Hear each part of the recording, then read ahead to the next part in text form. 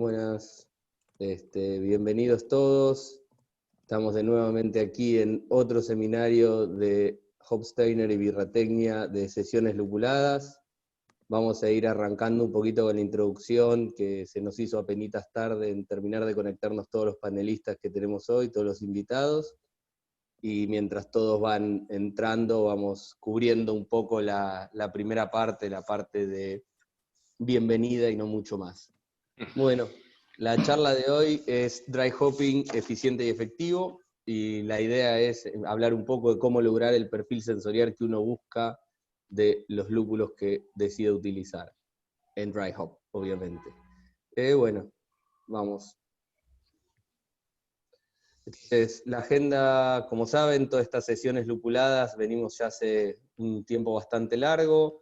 Hoy tenemos, como dije, lo de Dry Hopping eficiente y efectivo. Hace 2 semanas tuvimos la experiencia de expertos sobre jugo de lúpulo, lupulado en NEIPAS. Tuvimos que invertir el orden de estas 2 charlas, y todas las charlas anteriores ya están en YouTube, tanto en el canal de Hopsteiner como en el canal de Birratecnia.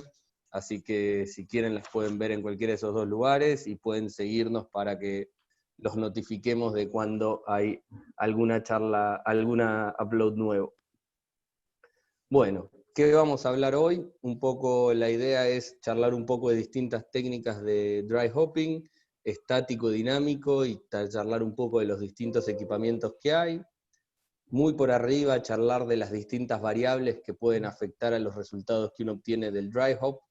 Todo el tiempo que en la presentación vean DH es dry hop resumido. Vamos a contar un poco algunas experiencias que la gente de Braucon, que hace el HopGun, nos compartió algunas cosas. Tristemente ellos hoy no se pueden unir por el horario, pero nos compartieron algunos resultados interesantes que creemos que valen la pena que los vayamos así, dando a conocer, difundiendo un poco más, para un poco bajar la técnica, la teoría a la práctica, digamos. Después tenemos 3 invitados de lujos que ya los voy a presentar, que nos van a contar un poco cómo trabajan ellos con dry hopping dinámico y sus experiencias, y mostrarnos un poco algunas fotos de su equipamiento. Después vamos a hablar algunas cosas teóricas, dry hopping más allá de los aromas, algunos problemas que podemos tener al hacer el dry hop, como el hop creep, y distintas cuestiones a tener en cuenta. Y también vamos a cubrir un poco, charlar sobre el distinto perfil que uno puede obtener al cambiar el momento de adición de cuando se hace el dry hop. Si bien al principio de fermentación, a medida de fermentación, al fin de la fermentación, en frío, en madurado, etc. Así que bueno, sin más, dejo a Rich que cuente un poquito sobre Hopsteiner, para Gracias, los que Leandro. se conectaron. Gracias, Leandro. Y sabes que algo que me he dado cuenta que no he hecho en todos estos webinars, se me ha pasado introducirme a mí mismo, presentarme a mí mismo. Mi nombre es Richard Shea y soy vicepresidente de Hopsteiner en Estados Unidos, y tengo el orgullo de trabajar para uno de los líderes en la industria. Hopsteiner cumple 175 años y hacemos todo desde el lúpulo en flor hasta el producto más avanzado que existe, y somos sus socios en todo lo que es lúpulo. Entonces, ya creo que deberían escuchar mi voz, y por lo menos ya pueden dar el nombre a quién soy. Está muy bien. Bueno, básicamente después, parte de las sesiones lupuladas, venimos trabajando, además de Rich y otra gente de Hopsteiner que nos ha ido acompañando en distintas sesiones. Si van para atrás van a poder ver las distintas charlas. Está Matías, que es el head brewer de Dos Dingos, y yo, que soy el head brewer de Placebo, acá ambos en Buenos Aires, en Argentina. Nada, muy brevemente, Birratecnia empezó como un podcast, después terminó evolucionando en una plataforma de investigación y cosas que hacemos con Matías. Publicamos un artículo del MBA, y como parte de las cosas de difusión que hacemos, armamos estos seminarios con Hopsteiner. Así que bueno, si quieren seguir novedades nuestras y ver un poco lo que hacemos, pueden seguirnos en Instagram. Y Sin bueno, más, pasamos a los invitados. sí, hoy tenemos 3 invitados de lujo. Primero, uno es Brad Kraus, cervecero profesional con 30 años de experiencia y actualmente es el maestro cervecero de la cervecería La Rana Dorada y Master Distiller para el ron Pedro Mandinga, que están en Panamá. Brad es un consultor cervecero que durante 25 años trabajó en proyectos tanto en Estados Unidos, Canadá, México, Colombia, Chile, Ecuador y Perú. Para hacer una idea, Brad juzgó por primera vez en el Great American Beer Festival en 1992 y hace 25 años es parte del panel profesional de cata ahí en el GAB, además de juez de innumerables otras competencias de renombre mundial y ganador como cervecero participante de más de 100 medallas en competencias regionales, nacionales e internacionales. Así que muchísima experiencia ahí. Bernie Silverwasser es un emprendedor del mundo de la cerveza. En 1997 fue cofundador de un grupo en Cali, en Colombia. Y en el 2000 su pasión lo llevó a fundar el Irish Pub en Bogotá, que hasta el día de hoy es uno de los lugares cerveceros más emblemáticos de Bogotá. Como siempre, o sea, siempre tuvo esas ganas de volver a hacer cerveza para después vender en los bares, y en el 2002 fundó Bogotá Beer Company, BBC, lo cual se convirtió en la cervecería artesana más grande de Colombia, que fue adquirida por AB InBev, ¿no? En el 2015. Desde entonces Bernie hizo un montón de trabajos de asesoría y apoyo en un montón de proyectos, como por ejemplo la cervecería Sinners en Ecuador, Cacata Brewing en República Dominicana, Chela de Playa en México, además de Rana Dorada en Panamá, donde acompaña a Brad y Pola del pub en Colombia, de donde, o sea, básicamente es el próximo panelista, que es Charlie Suárez, que es un apasionado de las cervezas hace 14 años, arrancó en BBC, donde era jefe de producción, y hoy es consultor cervecero en cervecerías como Chela de Playa, en Playa del Carmen, en México, Sinners en Quito, Ecuador, y cervecerías en Colombia, donde actualmente lidera la planta de producción de cervecería Pola del Pub en Bogotá. Charlie es Global Craft Brewmaster, tiene un programa hecho en el programa de AB InBev y es tecnólogo en alimentos y juez BJCP. Así que esos son los tres invitados que nos acompañan hoy. Hoy, para arrancar con el tema de dry hop, empezamos por un poco a dividir en formas de dry hop, ¿no? ¿Cuáles son las técnicas? Si las tenemos que dividir en familias así básicas, ¿en qué herramientas se pueden usar para cada una de estas técnicas? Básicamente, hay dos formas de dry hopear, una forma estática y una forma dinámica.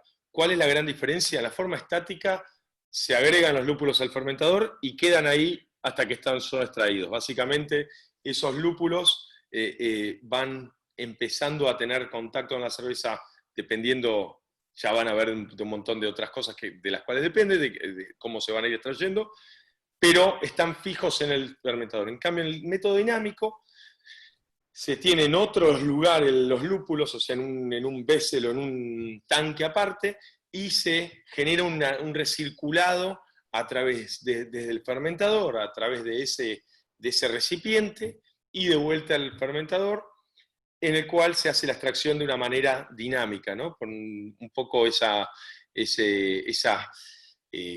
corriente o ese rozamiento de una forma, por decirlo, agitamiento a través de la cerveza en contacto con este lúpulo en continuo movimiento, acelera estas extracciones, ¿no?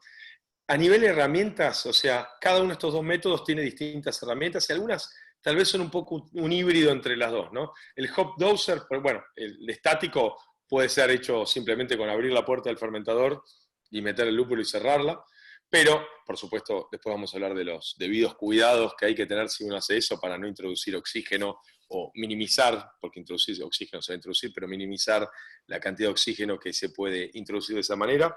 Un hop doser, básicamente un equipo, un aparato que se puede purgar con CO2, se puede poner a presión con CO2 y se abre una válvula y todo entra a presión, digamos, desde la parte superior, el hop cannon, donde ingresa como si fuese un cañón por la parte superior los lúpulos que uno va agregando, pero entran al tanque que está fijo. El slurry viene a ser un método casi híbrido, o sea, lo pusimos como estático porque califica más como estático, pero podría ser híbrido porque los lúpulos se ponen en un tanque afuera, el mosto se lleva al tanque que está afuera, se disuelve, se puede burbujear con CO2 para ayudar a esa disolución, se puede zarandear un poquito, y después son inyectados de vuelta, y muchas veces hay que ir y volver, ir y volver, ir y volver para poder disolver todos los lúpulos que hay. Entonces, por más que sea un método estático, tiene algo del sacar la cerveza y volverla a meter, ¿no? Que tiene la parte de los dinámicos. En los que son dinámicos, los más clásicos son el hop gun o el hop rocket, donde se puede tener el lúpulo aparte y con una especie de filtro. Los diseños van a variar dependiendo del fabricante que genere esta tecnología, y se hace circular, por supuesto, previo purgado con CO2, lo mismo con el slurry. No es que uno simplemente abre y mete la cerveza con el lúpulo, porque ahí estamos teniendo uno de los graves problemas, que es la oxigenación de la cerveza, ¿no? Entonces es súper importante en cada uno de estos metodologías que hagamos tener mucho cuidado con el oxígeno. Así que vamos... y es interesante saber que no solo hay tecnologías para la adición de lúpulos, sino también Hofsteiner, en colaboración o en asociación con Braucon, desarrolló una tecnología para separar los lúpulos, ¿no? Porque una vez que uno ingresa todos los lúpulos al fermentador, o a través de algún método que los termine disolviendo y metiendo, uno termina con un montón de masa verde ahí adentro, que más o menos 1 kilo de lúpulo absorbe como 10 litros de cerveza. Es una pérdida importante, más cuando empiezan a subir estos números de adiciones de lúpulo, ¿no? Entonces hay elementos como el hop, ¿cómo se llama? Se llama el Hofsteiner, de Hofsteiner y Braucon, que viene a ser una forma de separar la materia verde de la cerveza y lograr eficiencias mucho mejores en cuanto a cantidad de cerveza que sale, y separación y eliminación, por ejemplo, de compuestos astringentes o partículas flotantes y todo eso que puede generar cuando uno está haciendo cervezas con altas cargas lupulares. Vamos a la próxima, Lean, por favor. Bien. Ahora, en cuanto a variables que impactan el dry hop, hay un montón. O sea, no es que simplemente muchas veces uno como cervecero, o sea, yo lo hago, ponemos doble dry hop, triple dry hop, pero ¿qué? O sea, realmente ¿qué? No es que solamente le metí 3 veces lúpulo. Impacta mucho qué variedad de lúpulo usamos, qué tipo de producto de lúpulo. Usamos lúpulo en flor, usamos lúpulo en pellet, usamos un producto avanzado, usamos, ¿cómo se llama? Cualquier tipo de producto de lúpulo va a impactar en qué perfil nos va a dar, ¿no? El tiempo de contacto, cuánto tiempo desde que pusimos el dry hop lo purgamos, fueron solo 24 horas, fueron 48, fue una semana, a qué temperatura lo agregamos, qué cantidades, ¿no? O sea, los rendimientos, como ya vamos a ver, no son lineares necesariamente. ¿Qué tipo de cerveza es? ¿A qué pH está? ¿Qué nivel de alcohol tiene? Si el metodología fue estático-dinámica, si hay levadura o no, si está hecho bajo presión, qué forma, si después se filtra, si centrifuga. Todas estas cosas van a impactar en la eficiencia y eficacia del dry hop. Por lo tanto, que alguien te diga, yo le agrego tanto de dry hop acá, o tanto de dry hop allá, o tanto en este momento, no es información suficiente para poder hacer lo mismo, ¿no? O sea, uno tiene que adaptar cada situación al equipamiento de uno, a los procesos de uno. Eso me parece que es lo más, o sea, lo interesante de que hay que remarcar. No es tan simple como solamente la adición o tantos gramos por litro, ¿no? Hay un montón de cositas más que impactan ahí. ¿Vamos a la próxima? Bueno, en cuanto a extracción de estático versus dinámico, este es un gráfico que viene de un trabajo de Hinz y Jonsberger del 2018. Se puede ver que el método dinámico, de recircular a través de un recipiente donde queda el lúpulo, deseando de esta manera sacar más que nada los compuestos aromáticos y no tanto la materia verde, muestran las diferencias de eficiencia. Evidentemente es mucho más eficiente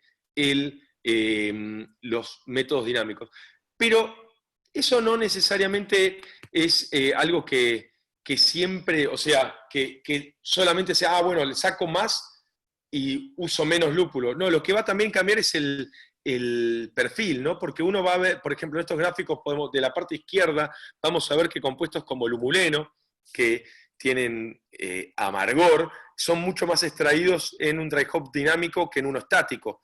Sí, es cierto, compuestos como el linalol o el nerol tienen mucho más eficiencia en el dinámico que en el estático, pero también tenemos otros compuestos que están extraídos de manera importante en el dinámico a medida que aumentan las horas, o en el estático a medida que aumentan las horas, que no están que están en dinámico y no están en estático. Lo que significa eso que es mejor o peor, no necesariamente, lo único que significa es que va a cambiar un poco ese perfil final en nuestra cerveza.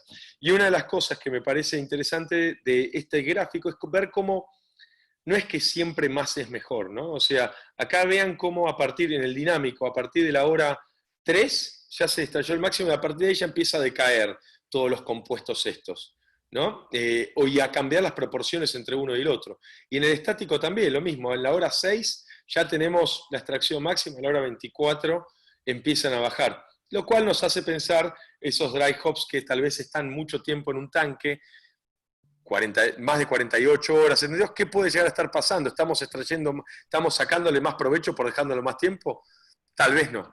Así que pasamos a la próxima.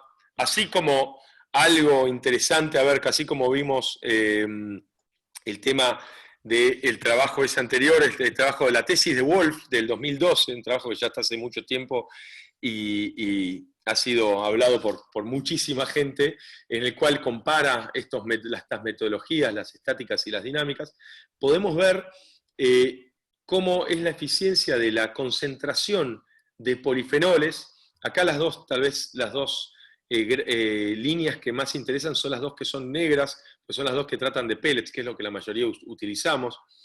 Y la que es negra, la más alta, que tiene los triangulitos, es la extracción de polifenoles usando un método dinámico comparado con la extracción de polifenoles usando un método estático. Se puede ver cómo rápidamente se llega a las saturaciones y después queda fijo de esos polifenoles, pero de vuelta, a ver, tal vez esto es algo que, de tener esos polifenoles, puede ser algo interesante, porque nos puede dar cuerpo a una cerveza con una carga lupular tal vez no muy alta, ¿no? Como una pale o una pilsen, pero cuando extraemos tantos polifenoles en una NEIPA o en una doble IPA o una cerveza con mucha carga lupular, tal vez nos termina quedando ese bite, esa astringencia que pueden llegar a traer esos polifenoles. Entonces, es bueno, sirve a tener más eficiencia un método dinámico, sí, pero también tiene más eficiencia de otros compuestos, ¿no? Como por ejemplo de los polifenoles.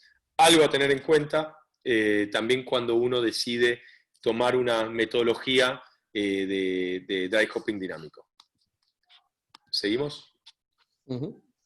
Bueno, ahora, digamos, vamos a charlar un poco de una de las experiencias de Braucon. Ahí hay una foto y una gráfica de cómo es el sistemita de Braucon, que es uno de los sistemas de dry hopping dinámico más difundidos en el mercado, del cual hay también bastantes imitaciones y variaciones dando vuelta. Entonces, estos son unos resultados que ellos nos compartieron de unos ensayos que hicieron allá hace ya varios años, pero no por eso dejan ser de menos interesantes. Básicamente ellos hicieron un dry hop con 1,2 kg en pellets del lúpulo Zafir. Eran los ensayos se hicieron con el mismo lote de lúpulo para evitar cualquier diferencia que podría traer, que como ya hemos hablado desde el primer episodio, que distintos lotes de lúpulos van a tener características sensoriales ligeramente distintas, y se hizo un dry hop a razón de 3 gramos por litro, ¿no? En una cerveza lager, y se hizo el dry hop alrededor a los 4 grados.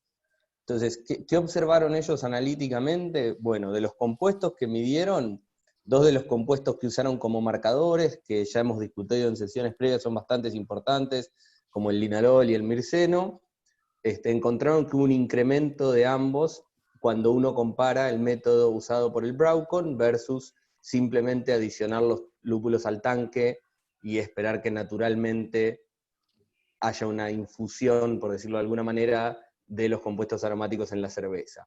Ahora, este aumento, si ven, el linalol es uno de los compuestos que tiene todo un perfil cítrico, y el mirceno es un compuesto que tiene un perfil más herbáceo, más verde, y entonces acá lo interesante a ver es que no todos los compuestos se incrementan de igual forma.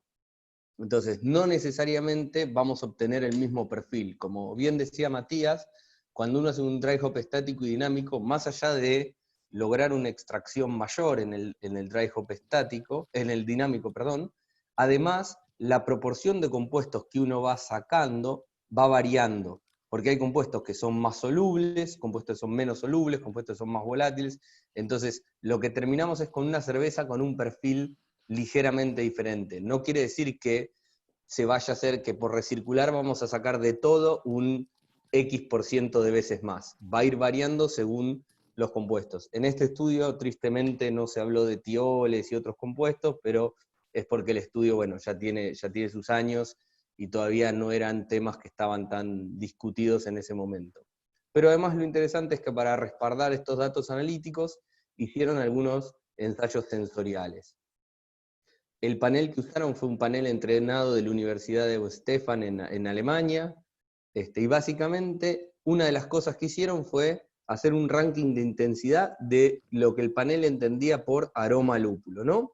Y como vemos, en el primer caso, 9 de 10 catadores, es decir, casi la mayoría, ordenó la intensidad aromática de la cerveza sin nada, la cerveza con un dry hop en 7 días, y la cerveza con hop gun en 7 días. Acá es interesante, y vale la pena recalcarlo, que, digamos, el análisis fue hecho recirculando 5 horas, ¿no? No es que 7 días fue el tiempo en el cual se recirculó durante 7 días el lúpulo a través del hop gun, sino que la recirculación se hizo 5 horas, y la muestra que se usó para hacer la cata se tomó al día 1, cuando indica día 1, o al 7º día, cuando indica día 7. Básicamente quiere decir eso. En el caso del dry hop de 7 días es lo mismo, se dejó el lúpulo en contacto 24 horas y se purgó, y después es cuando se toma la muestra. Bueno, y después lo que sí ven es que en cuanto a la intensidad aromática del lúpulo, va incrementando con un poco más de tiempo de contacto en un dry hop normal, pero con simplemente el recirculado en el hop gun de las 5 horas y tomando la muestra el día siguiente, tuvieron una intensidad de lúpulo aún mayor.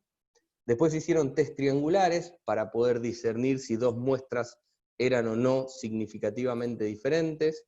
No encontraron diferencia entre el dry hop de 1 y 7 días, o sea, no era suficiente como para estadísticamente poder decir que esas 2 cervezas eran realmente diferentes, lo cual es algo relativamente esperable porque purgaron el lúpulo en el medio, entonces es simplemente el tema del muestreo del tanque, y tampoco es significativa la diferencia cuando hicieron la toma de la muestra después de un día, después de recircular 5 horas, y tomar la muestra ese día, o tomarla a los 7 días esa muestra. Lo que sí encontraron es que el dry hop normal, tradicional, de agregar el lúpulo versus el hop gun, sí era significativa la diferencia. Entonces, no solo hay una diferencia en los resultados analíticos, que esos son difíciles de discutir, además los catadores pueden percibir esas diferencias. Esto no quiere decir ni que sean mejores ni peores, simplemente que el tipo de extracción que estamos teniendo hace un cambio en el perfil aromático y sensorial en general de la cerveza. Bueno, siguiendo con esto, lo próximo que decidieron hacer era intentar equiparar lo que es usar el Broughton contra usar el hop gun contra no usar el hop gun, y ver si podían encontrar una relación de uso entre hacer un dry hopping dinámico y un estático para intentar emular los perfiles de las dos cosas. Para ello lo que hicieron es 2 cervezas distintas, lupularon con el mismo lúpulo, pero uno a razón de 1,5 gramos litro y la otra 3 gramos litro. La que se lupuló a la mitad de taza fue la que se usó el Hopgun. Era también una cerveza lager alemana, y el dry hop se hizo también en madurado a 4 grados. Lo que encontraron es que no era significativa la diferencia entre hacer el dry hop la muestra de 7 días, ya sea normal o contra la muestra del Hopgun de 7 días, ni contra el dry hop de 7 días y la muestra del Hopgun de 1 día.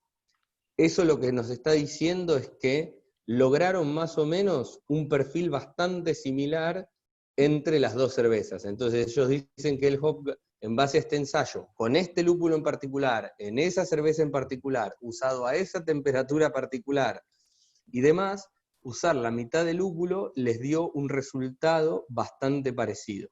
Y entonces por eso hicieron una cata ya más detallada, no solo una cata triangular intentando buscar diferencias, sino intentando describir el perfil de las dos cervezas, y como vemos, evaluaron aroma y sabor, y les da bastante parecido la línea azul y la línea verde, que es la muestra medida a los 7 días después de hacer un dry hop convencional, contra usar el Hopgun con la mitad de carga de lúpulo. Entonces, para este caso particular, ellos lo que pudieron lograr es, bueno, podemos obtener un perfil bastante análogo en la cerveza usando la mitad de la carga de lúpulo. Obviamente que si uno fuera a repetir esto, va a depender, como explicó Matías, el dry hop depende de un montón de variables, estático dinámico es solo una de ellas. Entonces, ¿cuánto vamos a necesitar? Va a depender del lúpulo que estemos usando, de la matriz de la cerveza que sobre la cual estemos haciendo el dry hop y todo eso. No es que en cualquier cerveza, uno usando una tecnología de este estilo puede lograr el mismo resultado con la mitad de la carga. Lo que sí demuestra es que es viable pensar en intentar equiparar los perfiles.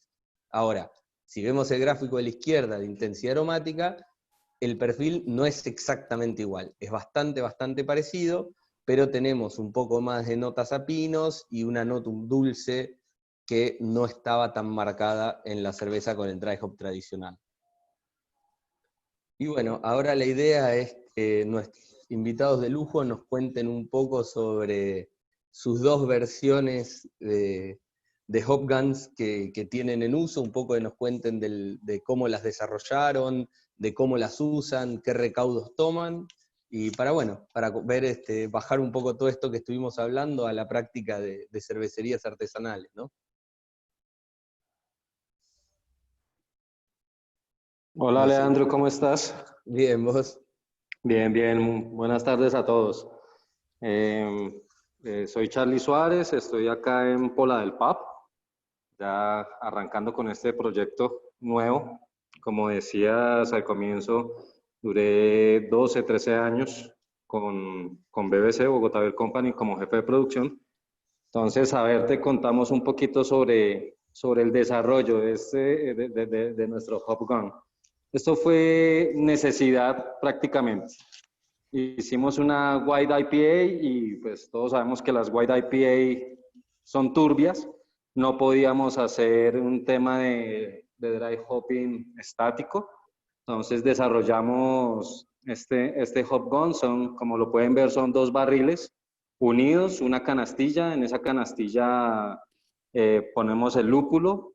Tenemos una capacidad máxima en la canastilla de 9 kilogramos de lúpulo, y tiene una entrada tangencial y una salida tangencial. Con su manómetro controlamos la presión, pero sí hemos visto mucha mejoría en cuanto a, 1, merma volumétrica, 2, el oxígeno disuelto es supremamente bajo, o sea, haciendo las purgas como de CO2 como muy juiciosos. El tema de la espuma, la calidad de la espuma también mejora muchísimo, es muy densa la espuma, porque podemos gasificar naturalmente la cerveza. En un procedimiento estático tenemos que dejar al final de la fermentación, no hay poco CO2, hemos visto esas mejorías. Estamos recirculando 5 horas. El tema es de que utilizamos en nuestra IPA utilizamos 3 variedades de lúpulos. Entonces estamos todavía calibrando el perfil aromático. Sacamos muestras cada hora, hora y media y vemos qué perfil va desarrollando. Lo hacemos en caliente, tratamos de que la temperatura en descanso de acetil esté entre los 22 y 23 grados centígrados para que la eficiencia en la extracción sea mucho mayor. Buenísimo, buenísimo. Bueno, y igual dejemos un poco en la parte que nos cuentes efectivamente los resultados para después, pero está buenísimo. Acá mirá, tenés una pregunta, dice, ¿con qué bomba recirculan durante 5 horas? Una bomba móvil de grado alimenticio. Importante si es el caudal, que no sea tan constante, tan vigoroso. Pero es una bomba normal, una centrífuga normal de acero inoxidable. Con variador de frecuencia, básicamente. Variador de frecuencia, correcto. Claro. Y no es de álabes flexibles, ¿no? Como las que normalmente se usan en la industria del vino, para que no raspe tanto. ¿No les hace falta eso? No, es Okay. de las centrífugas que usamos habitualmente en las cervecerías. Perfecto. Buenísimo.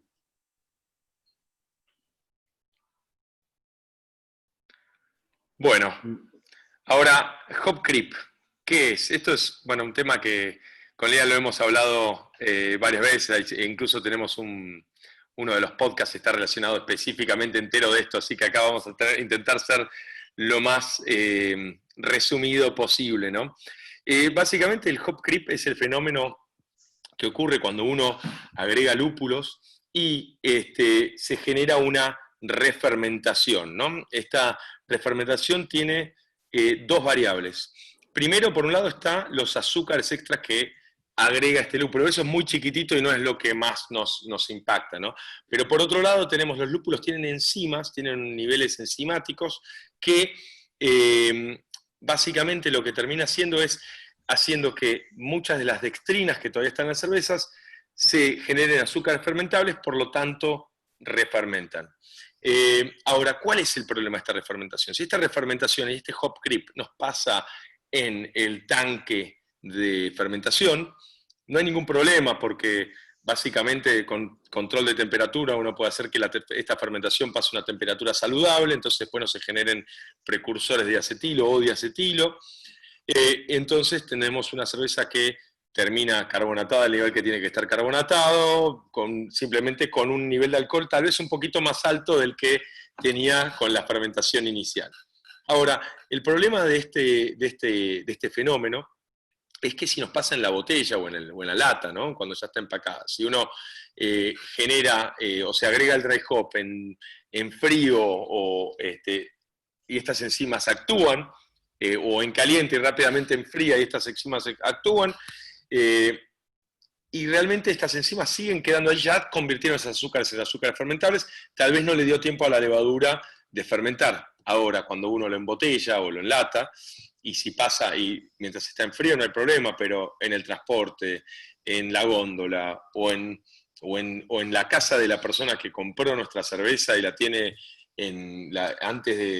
la lleva en el auto hasta su casa y empieza a levantar la temperatura, o en donde sea, si la temperatura ya empieza a rondar los 10 grados, ya empieza a ser temperatura en la que muchas de las levaduras ya pueden empezar a activar. Pero ¿qué pasa? Especialmente si es una levadura ale a esa temperatura, va a empezar a generar una fermentación no tan saludable y va a empezar a generar diacetilo. Entonces, ¿cuál es el problema? Vamos a tener una cerveza que se va a sobrecarbonatar, porque toda esta fermentación va a pasar dentro del envase, generar CO2 y no va a tener dónde irse, sino que quedarse ahí y solubilizarse. Sobrecarbonatar, por otro lado, va a terminar con un nivel alcohólico más alto que el original, lo cual puede llegar a hacer que esté fuera de especificación, ¿no? Nuestra cerveza a nivel legal. Y por tercer punto, puede tener este diacetilo, y nadie quiere abrir una cerveza y tomarse un trago de manteca, ¿no? Entonces, es importante ver cuáles formas de mitigar, ¿no? O sea, este fenómeno. Hay distintas formas, o sea, las formas más fáciles, que no necesariamente sean las que tengan el mejor impacto en la cerveza, pero son un filtrado estéril, ¿no? Pero el tema es qué otros compuestos estamos sacando cuando hacemos un filtrado estéril. Acá no estamos hablando del típico filtrado que hace la mayoría de las cervecerías artesanales, sino un microfiltrado en el cual se remueve el 100% de la levadura, ¿no? En esos tipos de filtrado, también en el otro filtro también hay otros compuestos que van a ser absorbidos. Entonces, no necesariamente esa es la solución para todo. Lo mismo que un pasteurizado, ¿no? Un pasteurizado va a cambiar el perfil organoléptico de nuestras cervezas y de esa manera no necesariamente va a ser lo que todos querramos hacer en nuestras cervezas. Hay otros métodos, tienen que ver con generar este fenómeno que pase en el mismo tanque y no, ¿cómo decirlo?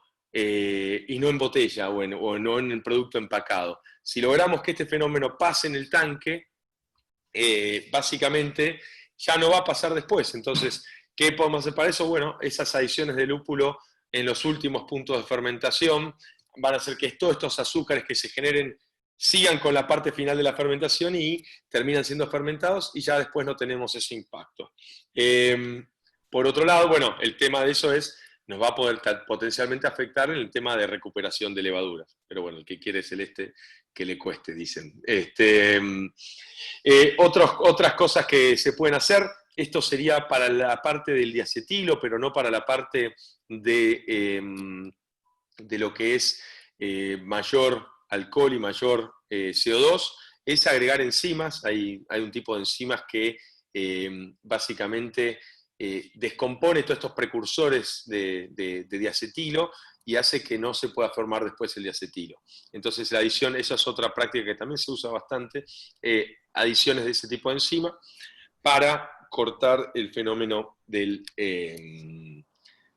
no corta el hop creep, lo que hace es, básicamente, no hace que genere acetilo. Entonces tal vez si uno ya, cuando diseña la cerveza, sabe que va a ir un poquito menos carbonatada porque va a terminar de carbonatar en el empaque o lo mismo con el nivel de alcohol, bueno, ya es parte del coso, pero por lo menos no tenemos un problema organoléptico como el diacetilo en la cerveza final, que nos puede sí afectar fuerte a una cerveza lupulada. Vamos. Perdón, justo estaba respondiendo, hay una pregunta que preguntaban si se llegaba a notar el nivel de diacetilo digamos, organolépticamente en una cerveza medianamente, altamente lupulada, y sí, digamos, si este fenómeno se da y se da marcado, podemos tener una bombita de manteca más allá de tener un aroma lúpulo bastante presente, o nos va a cambiar el perfil que estamos percibiendo el lúpulo y va a repercutirse en la calidad bastante. Bueno, ahora totalmente. pasamos... Sí. En experiencias propias en Australia, hace, no sé, ya 4 o 5 años hemos tenido problemas muy fuertes de producto o sea, teniendo que hacer recalls de productos por el problema del hop creep. O sea, realmente no solo estaban más carbonatados y con más ABV de lo legal, digamos, que nos habíamos pasado de especificación, sino que también realmente tomarlo nos afectaba a la marca fuerte porque el producto no estaba bueno con ese gusto a manteca y el lúpulo. Así que con cerveza con doble dry hop y tal vez, no sé, tampoco una locura, 8 gramos por litro de lúpulo en dry hop. Hoy una carga bastante tranquila, ¿no? Para las cosas que normalmente hacemos. Así que sí, el impacto puede ser muy fuerte. Totalmente, sí, y de hecho si uno, por ejemplo, agregase al final de la fermentación ADLH, digamos, para consumir ese diacetilo y todo, son otras técnicas, pero de nuevo, son mitigaciones y no necesariamente igual tenemos que tener en cuenta el cambio del perfil sensorial que puede tener en la cerveza, como habló Mati, el incremento del alcohol, el cambio de cuerpo, porque baja la densidad, puede producirse que la cerveza quede más seca de lo que tenemos en el diseño de la receta, etcétera, etcétera.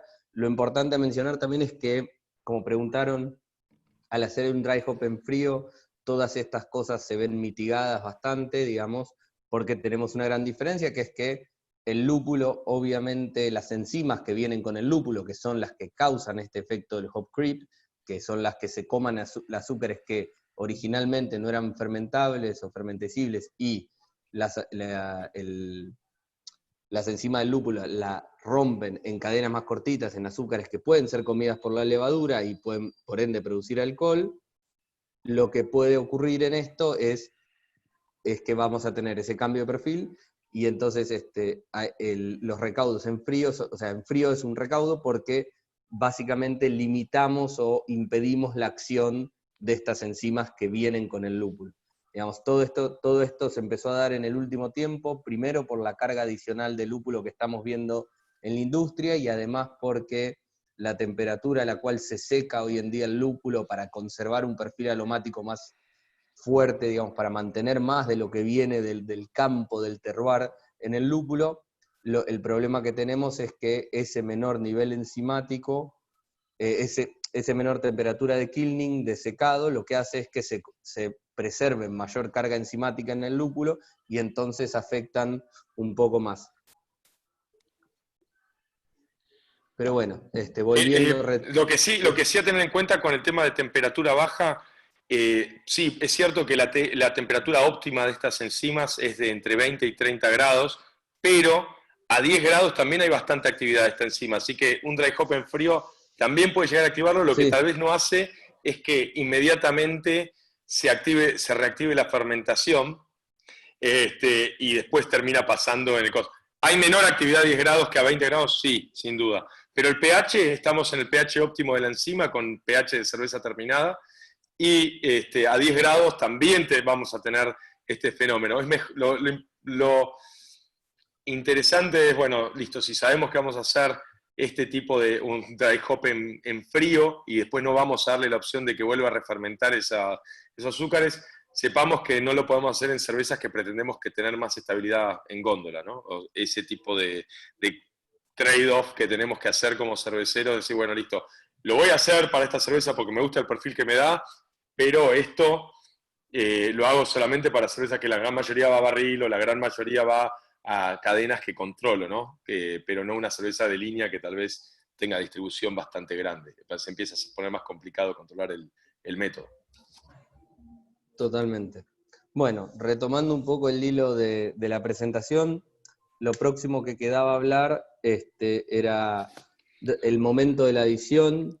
Hay pocos estudios que analicen en detalle el momento de la adición y qué impacto sensorial tiene, si bien es un tema que a todos nos interesa.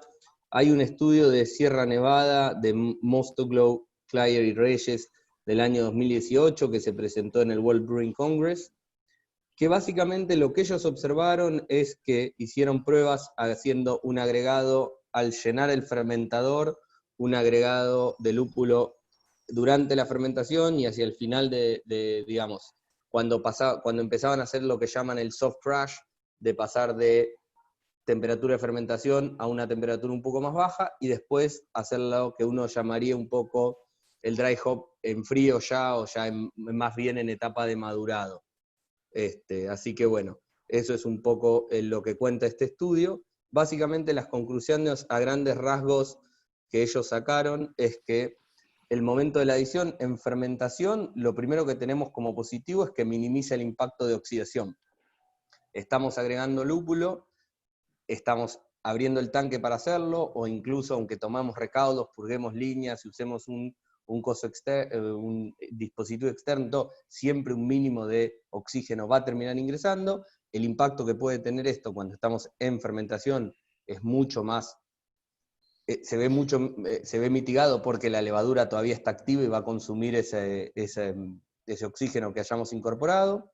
Tenemos mayor volatilización de compuestos, porque claramente tenemos una fermentación activa que va produciendo CO2, que va haciendo un efecto de scrubbing, de arrastre, de eliminación de compuestos más volátiles durante la fermentación, todo eso que cuando fermentan en una fábrica o en su casa van a poder oler, al oler el ambiente o oler lo que sale del blow-off.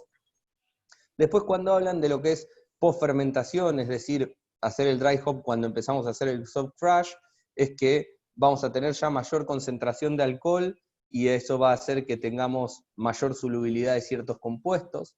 Hay un montón de compuestos del lúpulo, compuestos que tienen impacto aromático del lúpulo, que tienen mejor solubilidad en alcohol que en agua. Vamos a tener menor volatilización porque estamos en un momento donde la fermentación está o ya terminada o terminándose, entonces la evolución de CO2 es muchísimo más baja. Y por último, vamos a tener un poquito mayor riesgo, o sea, en relativo al caso anterior, vamos a tener un mayor riesgo de oxidación, ¿no? O sea, necesitamos tener más recaudos que en el otro caso. En un caso, cuando lo hacemos en plena fermentación, podemos, sin preocuparnos demasiado, abrir la tapa del fermentador y no tomar grandes recaudos, y el impacto negativo que podemos tener de desincorporación de oxígeno es muy bajo. En este caso ya empezamos a tener que tener muchísimo más cuidado. Y por último, digamos, tenemos la etapa de qué ocurre cuando tenemos la adición en madurado. Obviamente acá ya estamos en frío, con lo cual no tenemos evolución de CO2, con lo cual la volatilización de los compuestos es muchísimo menor. Tenemos una distinta solubilidad de ciertos compuestos en relación a los mismos compuestos en caliente. No solo la concentración de alcohol va a afectar no solo eso va a afectar a no solo la solubilidad, no solo el contenido de alcohol va a afectar a la solubilidad de los compuestos, sino que distintas temperaturas también van a tener un impacto en qué tipo de compuestos y en qué proporción estamos extrayendo del lúpulo, con lo cual eso también va a cambiar. Una cosa que no hablamos en esta presentación, porque bueno, ya eran demasiadas cosas y quedaban afuera un poco del tintero, es que tenemos menor extracción de amargor mediante humulinonas. Una cosa que hemos visto, que hemos charlado algunas otras veces y que hemos escrito artículos con Matías y todo, es el hecho de que el dry hop aporta amargor, y bueno, al hacerlo en frío tenemos una menor extracción de las humulinonas, que son los compuestos que aportan amargor durante el dry hop. Al hacerlo en frío tenemos eso, y tenemos un riesgo menor de hop creep, como estuvimos hablando. A grandes rasgos, en lo que respecta a, esto fue como una descripción de lo que ocurre en cada uno de esos momentos, ¿no? A grandes rasgos, las conclusiones del estudio fue que mientras más temprano se hacía el dry hop, mayor era la expresión frutal y tropical. Esto, una de las razones que explica esto es lo que hablábamos de la volatilización. Los compuestos verdes, como el mirceno, suelen ser muchísimo más volátiles que otros compuestos como el linalol, que es cítrico, y otros compuestos que tienen, o los tioles, que tienen aromas tropicales, y entonces el tener una fermentación activa va a favorecer la remoción de uno por sobre la remoción de otros. Vamos a perder de los dos, pero los vamos a perder en distintas proporciones. Vamos a tener mayor actividad de la levadura, entonces las reacciones de interacción lúpulo y levadura pueden darse distintas. Al decrecer la temperatura, una vez que ya no estamos hablando de fermentación activa, vamos a mantener más aromas a lo que los americanos llaman dank, digamos que es tipo, uno podría decir como herbales, medio mohosos, o no sé bien cómo traducirlo, húmedos, digamos, pero tipo húmedos, esa humedad. aromas, sí, aromas verdes, digamos, que tienen mucho que ver con que retenemos ciertos compuestos herbales que tienen unas tasas de volatilización bastante mayores, pero bueno, acá ya no tenemos fermentación activa, entonces es de esperar. Y bueno, y otra de las cosas que obtuvieron como resultado al comparar contra la cerveza sin dry hop es que decrece la percepción de maltoso y de ésteres de fermentación. Es decir, que el lúpulo empieza a tomar un rol primordial en el perfil del lúpulo. Bueno, y ahora le paso la posta a Mati que nos comente un poco de cantidades y rendimientos decrecientes. A ver, más no siempre es mejor, ¿no? En este caso, el trabajo de LaFontaine con Shellhammer, lo que probaron fue que a partir de los 8 gramos por litro más o menos de adiciones de dry hop, así como adiciones totales, ya empiezan a básicamente a bajar el rendimiento. Es decir, cuanto más sube el lupulado, aumenta la concentración de compuestos aromáticos y también, pero también decae la tasa de extracción, es decir, que le estamos sacando menos al lúpulo cuanto más le agregamos, ¿no? El tema es que no todos los compuestos se comportan de la misma manera.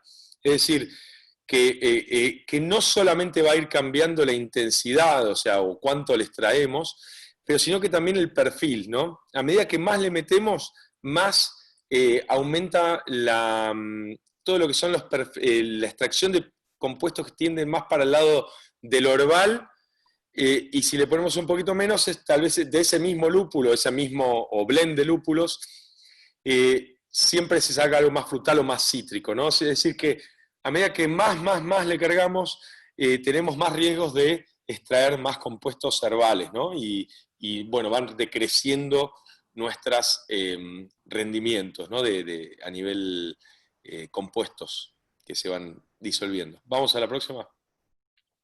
Y en base a esto, el trabajo de Hauser del 2019, lo que muestra es que tal vez la mejor manera de aprovechar los lúpulos es hacer más adiciones de dosis más bajas. Ahora, esto tiene una contra, ¿no? Esto es, o sea, asumiendo que uno puede hacer adiciones con muy bajo pick-up o suba de oxígeno disuelto, sin meterle tanto oxígeno a la cerveza.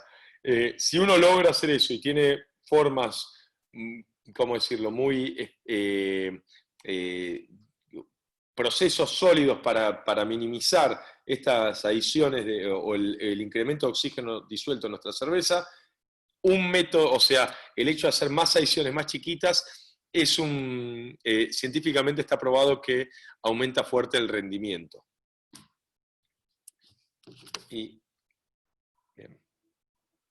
Y ahora, bueno, volvemos a darles pie un poco a nuestros invitados para que nos comenten un poco de cómo ellos ven toda esta teoría y qué experiencias tuvieron desde que implementaron sus nuevos gadgets, sus lindos equipitos versus a cómo venían haciendo las cosas hasta ese momento, ¿no? Hola.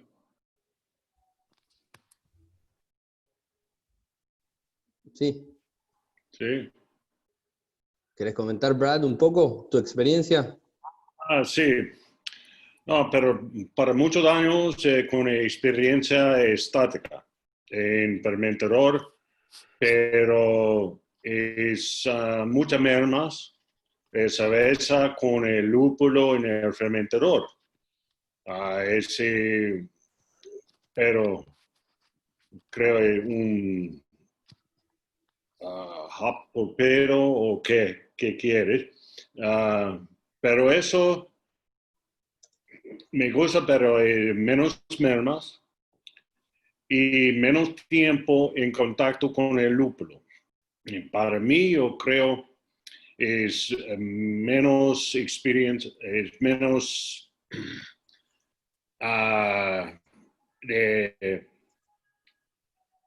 extracción de componentes vegetal como grasa. Herbales. Y más de frutal, cítrico y esas cosas. Sí, yo creo un poco más mirceno, pero resinoso, pero me gusta. Y depende de la temperatura de la cerveza también. Pero, por ejemplo, con frío, sí, eso es más danky, skunky. Para mí me gusta cítrico y frutal y floral. Posible menos lúpulo, pero en cervecería La Rana Dorada, pasterizada las cervezas con flash. Ese es necesitamos un poco más lúpulo, pero pasteurización afectar el aroma del lúpulo. Sí, lo acentúa. La pasteurización flash nos está acentuando más el sabor al lúpulo y el aroma. Sí, pero un poco, un poco. Eso es comparándolo con pasteurización túnel, ¿no? O sin pasteurización. Sí, pero ese es flash, pero es muy rápido, afectar menos, mucho menos. Ok. Pero eso esto es comprar a J.W. Kent, pero es bien para, depende qué cantidad de lúpulo. En mi experiencia de 30 años con el lúpulo entero y el pellets, es mejor menos 1 kilo por hectolitro. Pero, por ejemplo, estático, necesitamos para mí 2 o 3 días, pero con el recirculación dinámico, 5 horas. So, menos tiempo, menos mermas, más cerveza, es mejor. Totalmente, un poco, digamos, como en línea con los resultados de Braucon que estuvimos charlando hace un ratito. Solo un poco experiencia con el Braucon en la otra cervecería aquí en Panamá, pero no con lúpulo. Una pregunta, Brad, cuando ustedes, o sea, ustedes ponen toda la carga dentro de la canasta esa, ¿no? Adentro del equipo. Cuando la remueve, cuando lo sacan, ¿qué porcentaje del lúpulo quedó en esa canasta y qué porcentaje se disolvió y entró? ¿Hicieron esa medición de balance, digamos? O sea, sí, no sé, ponés 10 kilos de lúpulo dentro de la canasta cuando salís. ¿Tenés 10 kilos de lúpulo ahí? ¿O tenés o parte del pellet por ser más finito entró y te quedó en el tanque, en el fermentador? No, pero ese equipo tiene ¿cómo se dice? Un screen, pero mucho menos el lúpulo en el fermentador, en el cerveza alpín. También mucho más fácil para filtrar, pero todas las IPAs, filtrar. Pero con esto sí, es con el pellets, pero es todo es en polvo alpín, no es entero. De pronto Charlie tiene esa respuesta de cuánto queda en la canastilla. Ok. Sí. Sí, o sea, todo depende del poro de la malla. Nosotros acá tenemos una malla muy fina y después de que hacemos la recirculación y que entramos a maduración, cuando hacemos las purgas, o sea, totalmente limpio. El lúpulo queda todo atrapado en la canastilla porque el lúpulo, o sea, es muy difícil que atraviese la malla. Es decir, que cuando vos purgás la levadura del tanque o lo que sea del tanque de fermentación, no te sale materia verde del barro de ahí abajo, ¿no? Nada, Okay. no, totalmente limpio. Y tomando un punto que decías en el tema de la dosificación, sí hemos visto también la mejoría, porque nosotros para nuestra IPA lo hacemos en 3 sesiones. Y la ventaja que hemos visto es de que podemos ver cómo varía el perfil a la primera hora, a la segunda hora, a la tercera hora, cómo va pasando del herbal al frutal, al cítrico, al tropical, y pues es ya como más el perfil sensorial que como maestro cervecero queramos darle a nuestra IPA. Lo que me parece súper interesante en cuanto a tiempos de esto, ¿no? Si me estás contando que sale limpio el barro, no sale con nada verde, es a nivel reutilización de levaduras, ¿no? Porque no solo te ahorrás los días y la absorción, sino que uno le puede hacer este dry hop pre cosechado de levadura y no va a afectarle a esas levaduras a nivel la viabilidad del barro que vamos el conteo, ¿no? Y viabilidad del barrio que vamos a cosechar de ese fermentador, ¿no? Entonces uno puede hacer un dry hop, si uno quiere cosechar la levadura que está en ese tanque, uno puede hacer el dry hop antes de cosecharlo sin tener ese pensamiento de que muchas veces si queremos que la levadura esté bien, ¿cómo decirlo?, bien sana para una próxima fermentación que vamos a hacer, es una de las limitantes, ¿no? Decimos, no, bueno, esperemos, le hacemos un soft crush, esperamos que caiga, que decante, la cosechamos y recién después le hacemos el dry hop. Esto ahorraría más tiempo en función de eso también, lo cual lo hace súper interesante. La verdad que está bueno eso también. Sí, o sea, acá nosotros para el tema del dry hop, nosotros primero hacemos una purga de levadura. Estábamos pensando en esa etapa que cuentas, porque pues hemos visto que sí sale muy limpia la levadura, pero sale muy poca levadura. Entonces, en el tema de la cosecha, de reutilizarla otra vez, estamos en stand-by y mirar a ver primero qué proporción podemos retirar después del dry hop y después de la maduración. Claro, pero eso es porque ustedes ya la colectan antes, ¿no? O sea, pero si harían un dry hop con fermentación todavía activa, sin haberla recolectado, no necesariamente tendrías ese problema si no están llevando lúpulo después al fermentador, ¿no? Si no está arrastrando materia vegetal del lúpulo. Tal vez es algo para probar, ¿no? No digo sí, que... pero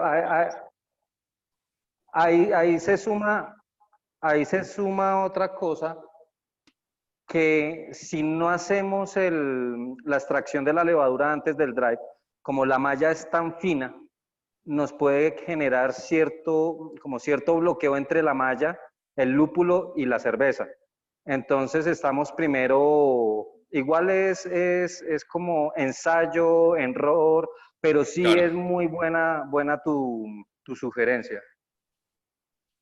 Pero sí, tiene sentido lo que sí, tal vez tiene demasiado en suspensión todavía, puede llegar a taparte la malla. Hay que ver si la tapa o como va por alrededor puede llegar a simplemente pasarse. No, pero es interesante para seguir probando y testeando. La verdad que está bueno, es súper interesante. Sí. Bien. Bueno, la verdad que de acá, mil gracias por haber participado, por comentarnos un poco sus experiencias. El dry hopping dinámico no es algo que muchas fábricas artesanales todavía practiquen, entonces es interesante escuchar la opinión de gente que lo hace y no solo ver los estudios académicos. Así que desde ya, desde Birratecnia y Hopsteiner les agradecemos por eso. Bueno, la próxima sesión es el 4 de noviembre. Si ya se anotaron, que están anotados, les va a llegar el mail de confirmación. Vamos a hablar de balance lupulado, lupulando en cervezas de bajo contenido alcohólico. Y bueno, hoy les queríamos comentar un poco que, como queríamos tener el feedback de nuestros invitados hoy y todo, quedaron algunos temas sobre dry hopping en el tintero, cosas para mejorar el oxígeno disuelto. Si bien hablamos de la importancia de limitar el oxígeno disuelto, no charlamos mucho de tips, pero después es importante, como dijo Mati, ¿no? O sea, el pH va a afectar al dry hop, el filtrado, el pasteurizado va a afectar al perfil de dry hop, el dry hop a distintas temperaturas va a afectar tanto el perfil aromático como la extracción de polifenoles y la extracción de compuestos de amargor. El dry hop nos va a dar un efecto sobre la espuma, y también es interesante notar que el aporte de amargor, que lo mencionamos tangencialmente, que nos proporciona el dry hop, es algo importante a considerar a la hora de diseñar una receta. Bueno, no sé si queda alguna pregunta que vamos a ir atacando. Si no, desde ya les agradecemos un montón la participación y muchísimas gracias a nuestros invitados por acompañarnos hoy. Así es. Tal como comentaste, Leandro, nos quedaron muchos temas pendientes y creo que si la gente tiene alguna pregunta pueden enviar un mensaje a webinars@hopsteiner y así podemos cubrir algunos, porque la verdad es que tenemos suficiente material para más de un episodio sobre este tema. Para cursos enteros sobre este tema. Exacto, Da para cortar tela a roletes, sin dudas. Claro, Totalmente. pero parte de esto también es respetar el horario de todos y mantener los webinars en una hora, y creo que primera vez lo estamos haciendo, entonces... Lo vamos mejorando. Exacto, sí. Y gracias por parte nuevamente de Hopsteiner, y estoy seguro que tal como lo mencionó Lean ya, a nuestros invitados, gracias a Bernie, gracias a Brad y gracias a Charlie, compartir sus experiencias, esperemos que sigan siendo excelentes cervezas y esperemos que la información que compartimos fue útil para todos nuestros oyentes. Gracias, Richard. Gracias, Mati, Leandro. Muchas gracias. Nos vemos por allá. Muchas gracias a todos. Saludos. Un abrazo. Saludos. Saludos.